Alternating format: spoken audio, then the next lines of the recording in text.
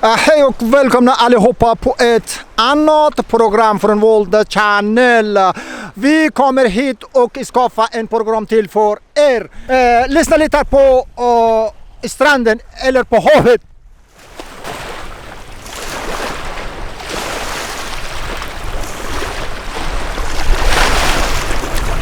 Ja, det är jätteroligt och jättespännande och jättebra solen faktiskt idag. Glöm inte att vi har en gäst, han heter Rauf Sarhosh och strax vi börjar prata med han angående om hans musikinstrument lite grann.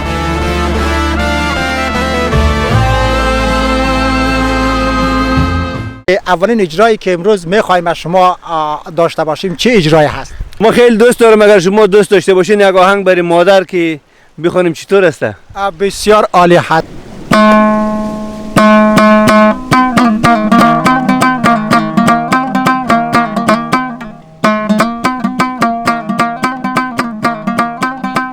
درود بیکران خدمت تمامی شما عزیزان و دوستان محترمی که در پایین برنامه هستین و برنامه ما را از کانال سرگرم تفریح جهان و کیهان خراسان ملاحظه فرمایید. ما با همکار نهایت عزیز و گرامی خود آمدیم در اینجا و قرار هست که برویم در جاها و مناطق مختلف یک کمک بگردیم، مناطق که نه در گوشه و کنار ببینم کی رو ما پیدا میکنیم که همراهشون صحبت بکنیم.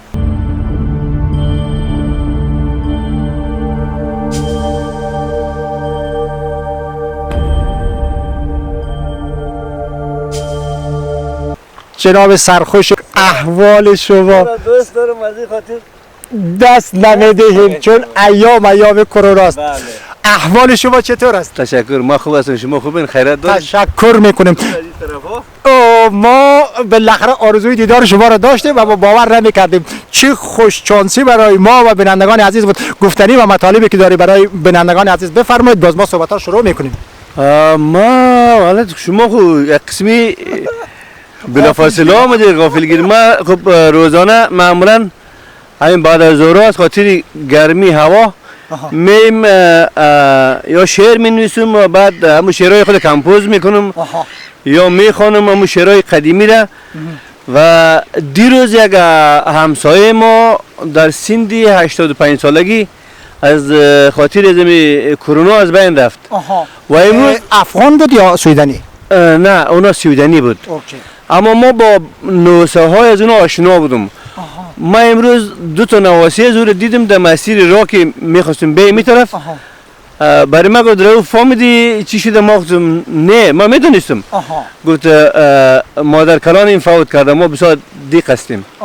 باز ما برای از اونا با مو چی خود به اصطلاح تسلیت گفتم و امروز آمدم گفتم برای مادر یک شعر بگویم. باز سیل کردم بین کتابچه من نبود. باز دوباره ذهن خودم مرور کردم و خوشبختانه قلم پیش ما بود. ما همین شعری که حدودی 12-13 سال پیش در کابل گفته بودم و امیر عالی یادداشت کردیم که اگر دوباره بخوانم یا زمزمه کنم. خیلی متشکر بینندگان عزیز و محترم و گرامی. ما چقدر خوشحال هستیم از شانس شما و از لطف هنرمند ما هست که ما ایشان را پیدا کردیم. البته واقعا غافلگیر کننده بود، ببخشید. و خیر ما این هنرمند خود را به زحمت میدیم و حتما سرشان حداقل یک دو تا زمزمه را ما خواد کردیم. البته داستانی که شما تعریف کردین یک کمک غم انگیز و دردآور بود. خیر باشه، امیدوارم که به زودترین فرصت و زودترین وقت این کرونا تمام شود و همه صحت یاب شود. و خیلی خوب است که از این طریق شما ما برای دوستا بگوییم که آلی واقعا زمان مبارزه شخصی است.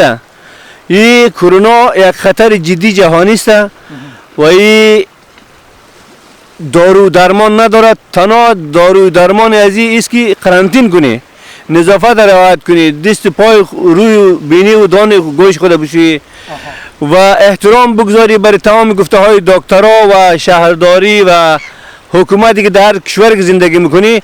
باید امو برنامه که اونا گفته تعقیب کنید به خاطر نجاتتان و اور باید ما احترام بگذاریم و تعقیب بکنیم. بله. اولین اجرایی که امروز میخوایم از شما داشته باشیم چه اجرایی هست؟ حالا ما فکر میکنم که خیلی از دوستای ما دمی زمان کرونا اعضای خود از دست داده. بیشتری ایشان که ما میشناسم مادرای خود از دست داده. چون مادرها بخواین خود سندش رفته بالا یا مادر بزرگا و حساب ما مامگان خود از دست داده. اما خیلی دوست دارم اگر شما دوست داشته باشین یک آهنگ برای مادر که بخونیم چطور است؟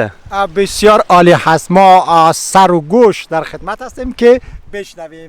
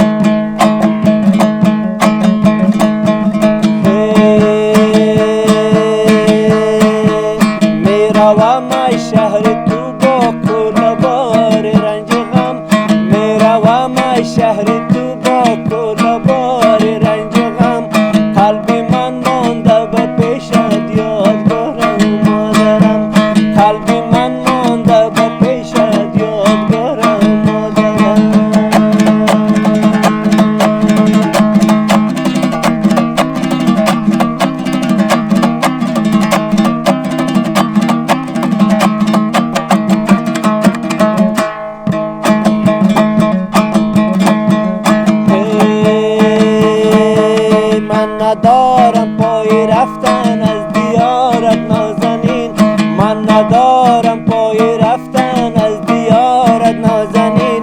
آرزویم خاک گشته داغ دارم مادرم، آرزویم خاک گشته داغ دارم مادرم. میروم از شهر تو با کل بار رنج و غم، میروم از شهر تو با کل باری رنج غم. قلبی من مانده با پیش داغ دارم مادرم، قلبی من مانده با پیش یادگارم مادرم.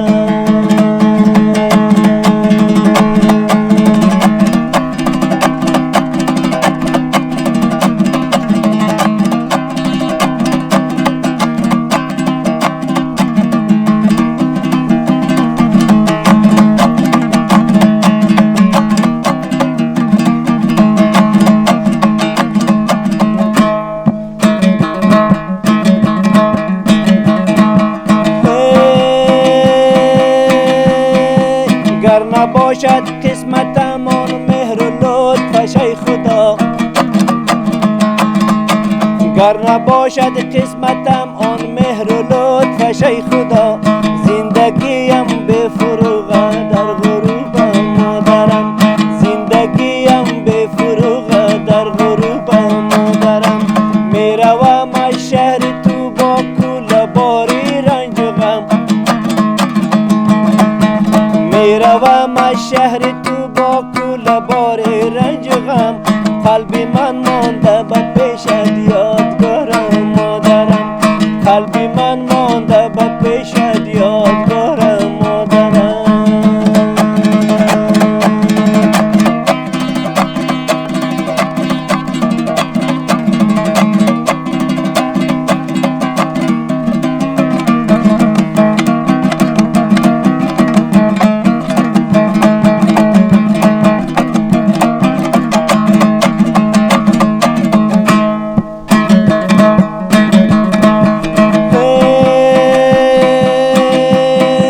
هر کجا دیدم بدام افتاده آهوی غزال، هر کجا دیدم بدام افتاده